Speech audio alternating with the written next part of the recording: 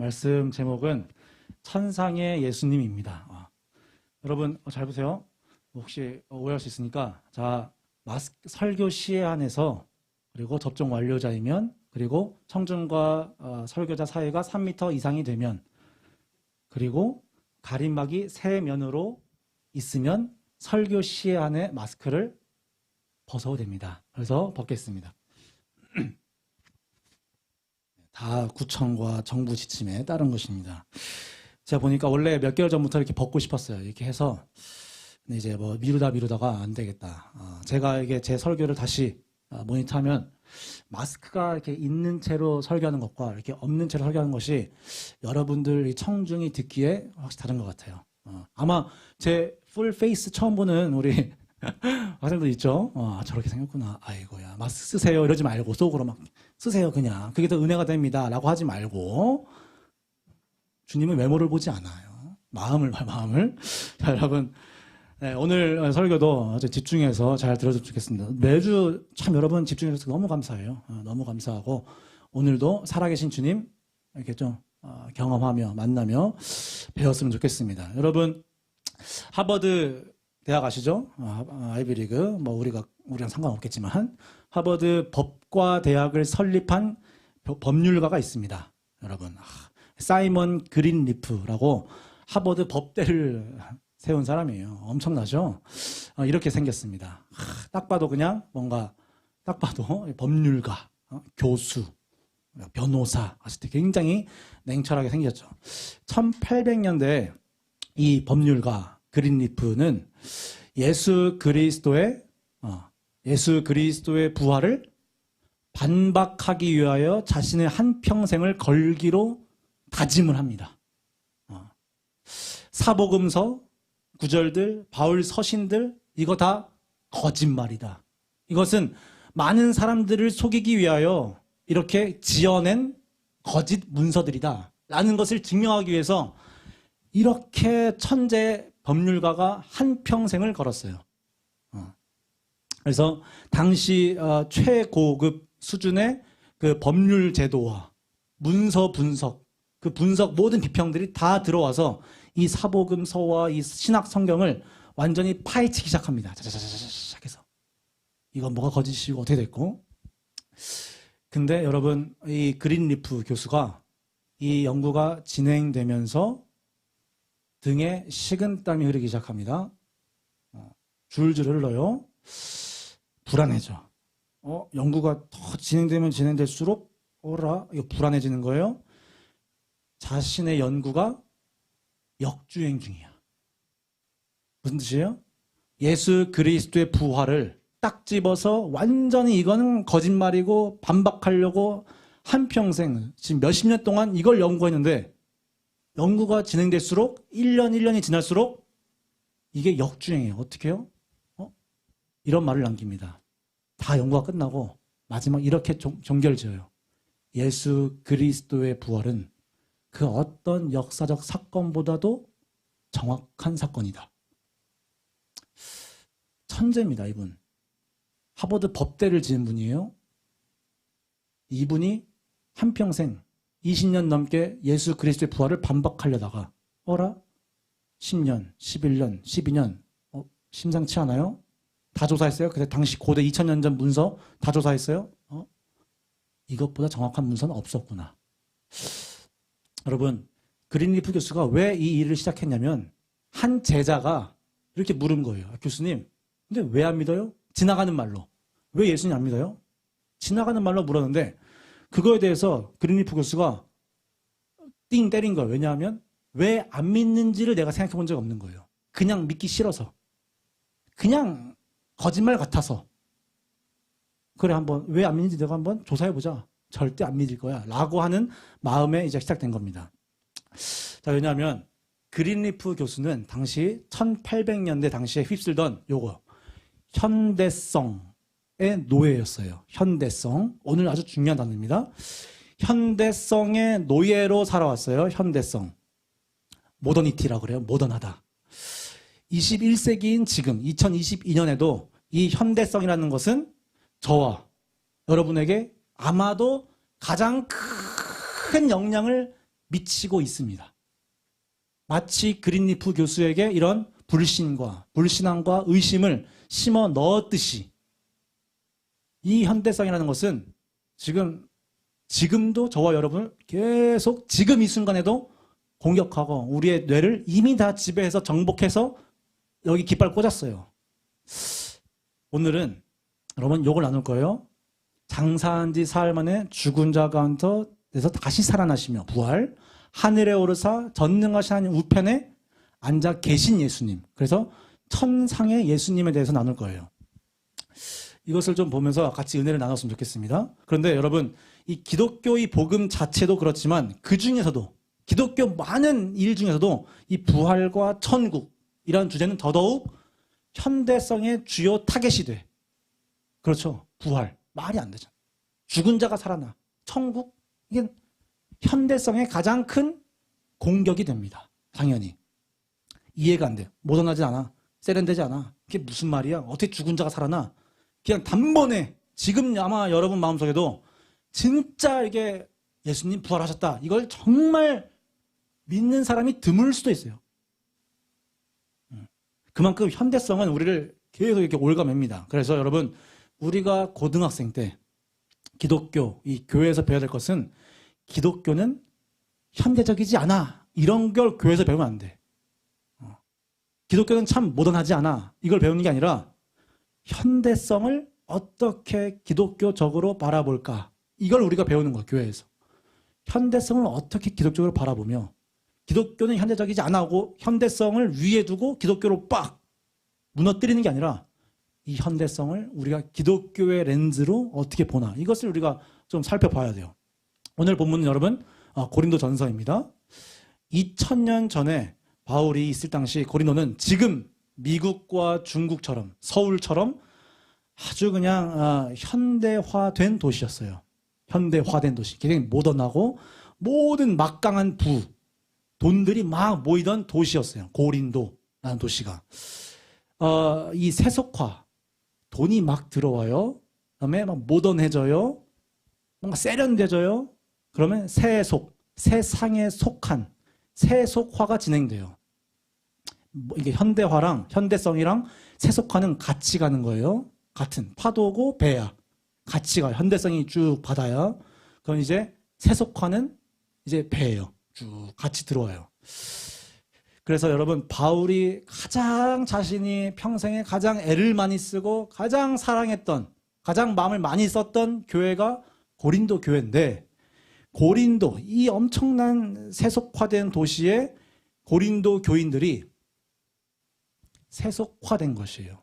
이게 무서운 거야. 다른 어떤 영역들, 경제, 사회, 정치, 문화 분야는 세속화될 수 있다고 쳐요. 그러나 여러분, 신앙의 분야마저도, 신앙마저도, 믿음마저도, 기독교마저도, 이런 예배마저도 세속화가 될 수 있다는 거. 그래서 바울이 이 소식을 듣고 굉장히 아파합니다. 굉장히 아파해요. 그래서 여러분, 그래서 바울은 고린도 교회, 이게 편지인데, 편지를 쓰면서 제일 처음, 고린도 처음부터 뭐라고 하냐면 이렇게 나와요. 이런 바울의 심정을 이해하고 우리 고린도전서 1장 1절 이렇게 나와요. 하나님의 뜻을 따라 그리스도 예수의 사도로 부르심을 받은 바울과 형제 소수자네는 2절 고린도에 있는 하나님의 교회 곧 그리스도 예수 안에서 거룩하여지고 성도라 부르심을 받은 자들과 또 각처에서 우리의 주 곧 그들과 우리의 주 대신 예수 그리스도 이름을 부르는 모든 자들에게. 여러분, 여기서 가장 중요한 단어가 뭐예요? 자, 밑줄 그은 거. 부르심을 받은 이에요. 부르심을 받은. 여러분, 부르심을 받은은 수동태죠. 부르심을 받은 거예요. 부르심을 내가 받은 거예요. 받은 거. 수동태. 여러분, 바울이 내가 사도가 될 자격이 되어서 사도 면허증을 따서 사도가 된 게 아니라는 거예요. 지금 세속화되고 현대성에 물들어버린 고린도 교회에게 지금 말하는 그 바울의 심정을 이해하세요? 자, 세속화된 그 고린도 교회, 야, 난 사도인데, 나 사도 될 자격이 있어서 사도가 된 게 아니야. 즉, 내가 이 오강도사도 강도사가 될 만한 자질과 실력과 자격이 있기 때문에 강도사라 부름받은 게 아니라는 거예요. 그게 아니라고. 하나님의 뜻을 따르고 부르심을 입은 거예요. 여러분 2절에 뭐라 나왔죠? 부르심을 받은 자들, 성도라 부르심을 받은 자들. 여러분 이게 무슨 뜻일까요? 이러한 풍조, 현대성이라는 것은 여러분 성도를 부름을 받은 거라고 생각 안 하게 하고 성도라고 획득했다고, 내가 성도라는 자격을 얻게 됐다, 내가 그리스도인이라는 것을 이렇게 받은 게 아니라 내가 그것을 이렇게 취득했다, 내가 이게 이 면허를 따버렸다 라고 생각하는 게 현대성이에요. 하나님의 뜻을 얻어 부르심을 획득한 나 바울 이렇게 안 가죠. 부르심을 획득한 바울 아니에요. 부르심을 받은 기독교인들도 거룩함을 여러분 이렇게 취득해서 부르심을 따서 그것을 내가 얻어서 짠 하고 내가 사도다, 내가 강도사야, 내가 그리스도이냐 라고 하는 게 전혀 아니다. 이것을 자꾸 꼬는 게 현대성이에요. 현대성. 내가 이걸 했기 때문에. 이 고린도 교회 고등부도 이런 교만에 빠진 거예요. 고린도 교회 고등부도 이런 교만에 빠진 거예요. 내가 하나님의 자녀가 된 것, 내가 하나님의 형상이 된 것, 내가 이 어려운 상황 가운데서도 내가 예배드리고 교회 나오고 바울의 설교를 듣는 것이 나의 타고난 신앙심과 내가 참 내 인성이 참 바라, 난 정말 착해, 난 정말 이렇게 난 좀 올바른 학생이야, 난 이 정도면 괜찮아 라고 하는 이런 교만에 빠졌다는 것이에요. 바울이 이걸 보면서 가장 사랑했던 고린도 교회가 이러한 현대성에 빠지면서 마음이 아픈 거예요. 아픈 거. 여러분 그래서 바울은 너무나도 속상한 마음에 이 편지를 쓰면서 고린도 전서 내내 있으면서 교회 내에 교만해지고 자만에 빠지고 현대성에 빠져버린 고린도 교인들에게 이것을 이렇게 하나하나 다 설명해 줍니다. 질책해요. 그러다가 이 오늘 읽은 본문이 고린도전서 마지막 부분입니다.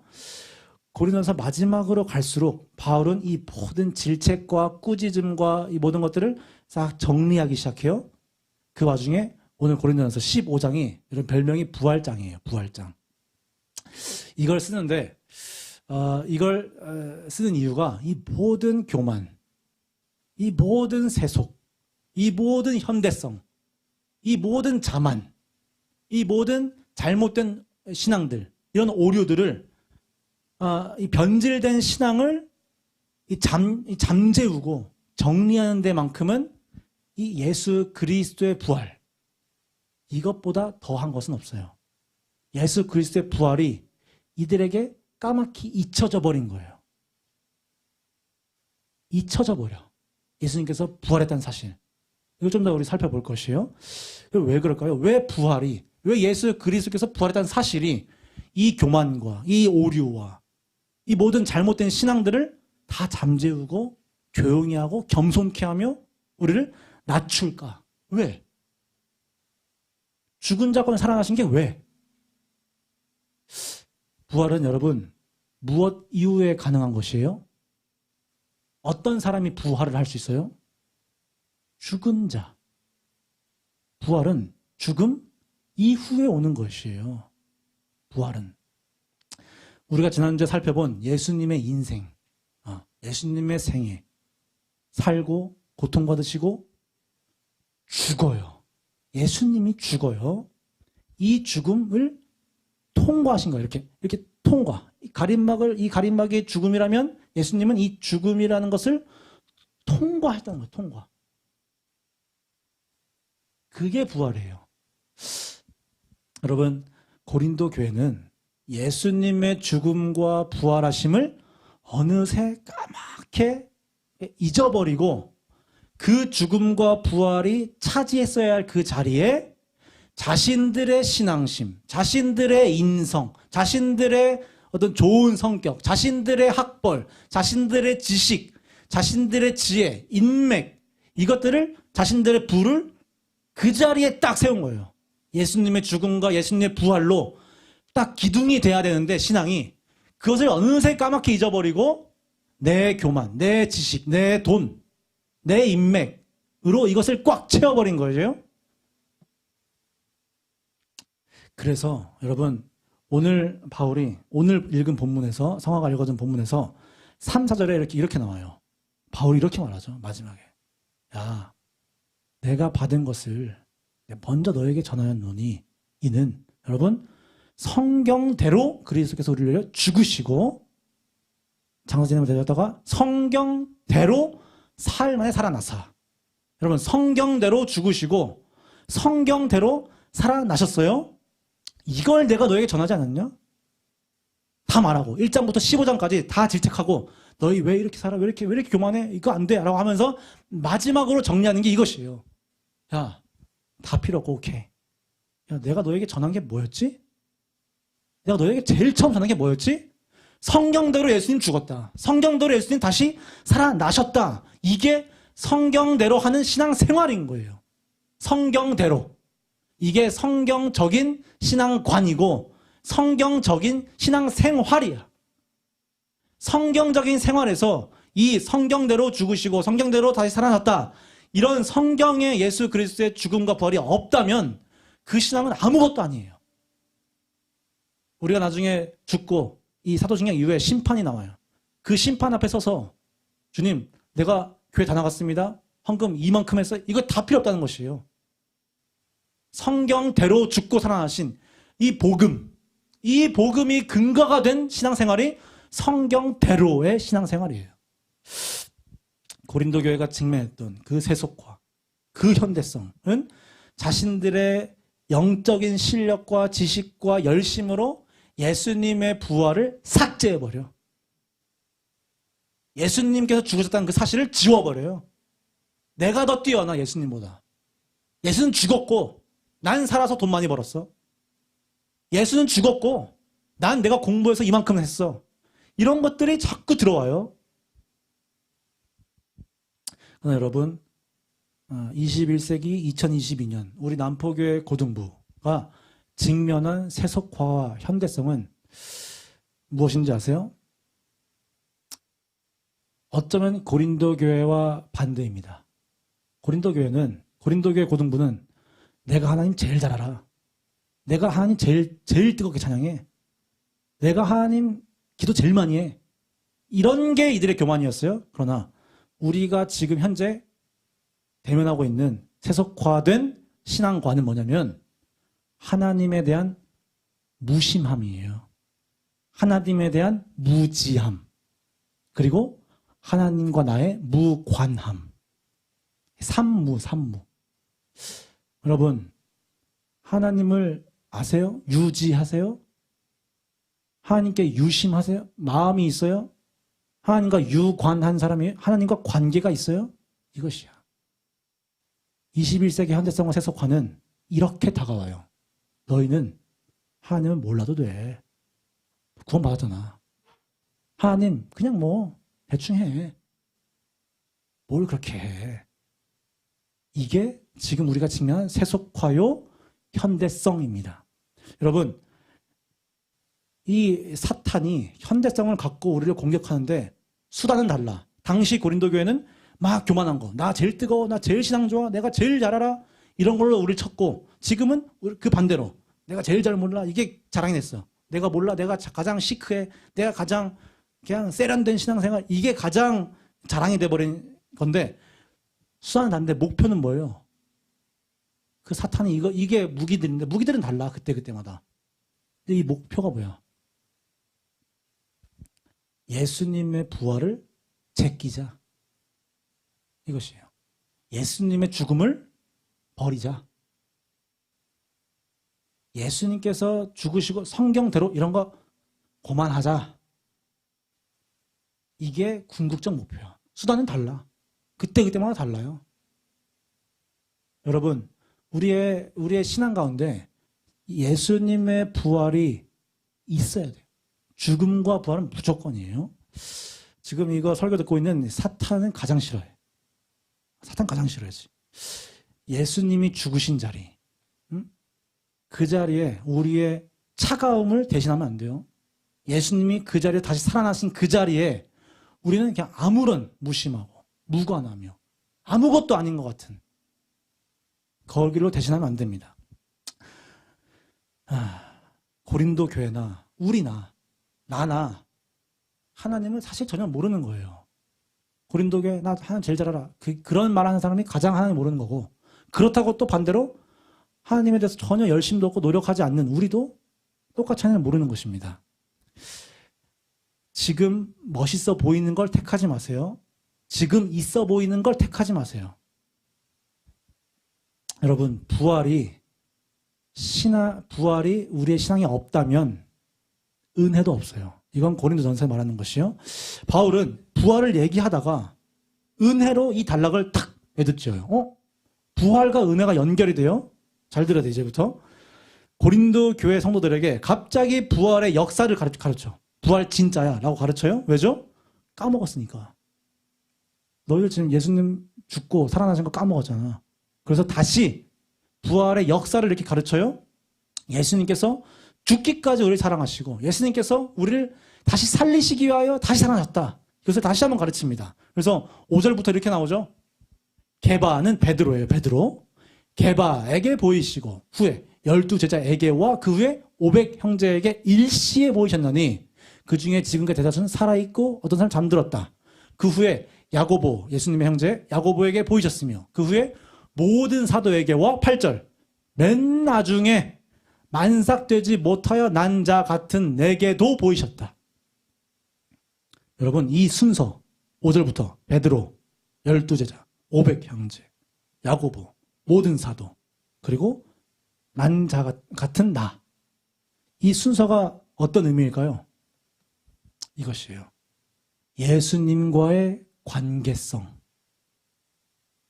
예수님과의 관계성. 예수님과의 친밀성. 여러분, 게바는 베드로인데 얼마나 예수님과 관계가 있었어요? 그렇죠? 예수님과 얼마나 친밀했어. 베드로. 정말 친했잖아요. 같이 다니고 같이 3년 동안 먹고 자고. 얼마나 친했어요? 쭉 나와. 12제자 나오고 그 다음에 8절 뭐라고 하셨죠? 아까? 맨 나중에 만삭되지 못하여 난 자 같은 내게도. 맨 나중에. 무슨 뜻이에요? 여러분, 이 순서의 의미가 관계성과 친밀성이었어요. 바울 자신은 맨 나중에 자신을 이 순서에 두어요. 무슨 뜻이에요? 나는 꼴찌다. 야, 고린도야, 잘 들어. 내가 꼴찌야. 내가 예수님과 관계성에 있어서, 내가 예수님과의 친밀성에 있어서 사실 본질상 난 꼴찌야. 난 예수를 죽이러 다니지 않았냐? 나 예수 그리스도인들을, 기독교인들을 죽이며 핍박하며 다니던 자 아니었냐? 내가 꼴찌야, 얘들아. 그래서 9절에 뭐라고 나와요? 나는 사도 중에 가장 작은 자라. 나는 하나님의 교회를 박해하였으므로 사도라 칭함받기를 감당하지 못할 자니라.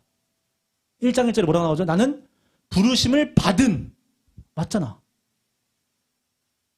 난 이 부르심을 받기를 감당하지 못할 자예요. 가장 작은 자예요. 가장 작은 자. 바울은 왜 이 말을 할까요? 고린도 교회는 지가 가장 먼저인 줄 알아요. 제일 우선인 줄 알아. 내가 1등이야. 내가 예수님과 관계성이 내 1등이야. 내가 제일 먼저 나와. 내가 이 순서 중에 예수님과 내가 가장 친해. 가장 1등이야. 라고 교만에 빠져 있다니까, 고린도 교회가. 지금 우리는 내가 예수님 제일 잘 몰라. 내가 제일 차가워. 내가 제일 시크해. 이게 멋있어졌고, 이런 완전 꼬여버린 바울이 이 순서에서 자신을 가장 마지막에 넣어요. 이건 겸손이 아니라 그냥 팩트, 사실을 말하는 것이에요. 바울 자신은 베드로보다도 못한 자다. 여러분, 이 순서에 우리를 끼워 넣는다면 여러분 몇 번째 들어갈 것 같아요? 게바, 12사도, 그 다음에 바울. 그 다음에 만약 끼워 넣는다면 저는 여러분보다 한참 뒤에 있어야겠죠. 우리 고등부 집사님들 쫙 나오고 그 다음에 이제 고등부 형상들, 학생들 쫙 나오고, 그 다음에 마지막에 이제 오광도사 같은 나가 이렇게 나온. 여러분, 부활신앙이란 정리하면, 부활신앙이란 왜 우리가 예수 그리스도의 부활을 믿어야 되며, 왜 이게 부활신앙을 갖는 게 신앙관의 가장 중요한 것인가? 내가 얼마나 뒤에 있는 존재인가? 내가 얼마나 예수님과 멀리 떨어졌고, 내가 예수님과의 관계성과 친밀성에 있어서 사실 나는 얼마나 본질상 죄악의 자녀며, 내가 얼마나 뒤에 떨어진 자인가를 깨닫는 게 부활신앙이에요. 이 부활신앙이 고린도 교회에 있었다 없었다? 없죠. 왜? 그들은 내가 얼마나 앞에 있는 자인가, 내가 얼마나 우선된 자인가, 내가 얼마나 예수님께 이쁨을 받는 자인가, 이것에 혈안이 되어서 교만에 빠진 것이. 우리는 얼마나 뒤에 있는 자인가. 부활신앙, 죽은 거예요, 죽은 거. 여러분, 이 모든, 바울이 지금 그걸 말해요. 난 꼴찌다. 난 마지막에, 난 예수님과 사실 상관이, 나 정반대에 있던 사람이야, 예수님과 사실. 이게 부활신앙, 성경대로의 신앙생활은 이거예요. 내가 꼴찌야, 사실. 내가 교회를 개척했지만 그래도 내가 꼴찌야. 그러나 여러분, 이 모든 논지를 뒤집는 10절이 나오죠. 그러나, 여러분, 성경에서 그러나 나올 땐 눈물을 준비하세요. 그러나 내가 꼴찌인데, 내가 모든 사도보다 가장 작은 자인데, 내가 교회를 다 박해하고 예수님을 전혀 모르던 자인데, 그러나 내가 사도된 것은 하나님의 은혜로 된 것이니 내게 주신 그 은혜가 헛되지 아니하여 내가 모든 사도보다 더 많이 수고했으나 내가 한 것이 아니요 오직 나와 함께 하신 하나님의 은혜로라. 부활신앙이 이렇게 은혜로 가는 거야. 은혜. 우리의 삶에 은혜가 없다. 그러면 돌아보세요. 내 안에 부활신앙이 있나? 죽은 자 가운데서 절망. 여러분, 내가 마지막이라는 것은 죽음을 통과하라는 거야. 죽음을 통과. 바울은 그 예수님의 죽으심을 함께 통과했어요. 가장 절망적인 자리를 같이 했다고. 내 자아가, 내 인격이 가장 절망적인 자리를 같이 통과하는 것이에요. 고린도 교인들은 이걸 통과 못해. 내가 왜 죽어? 난 아니야. 난 내가 할 수 있어.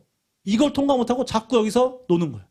바울은 이걸 통과. 난 정말 쓰레기야. 난 정말 아무것도 아니야.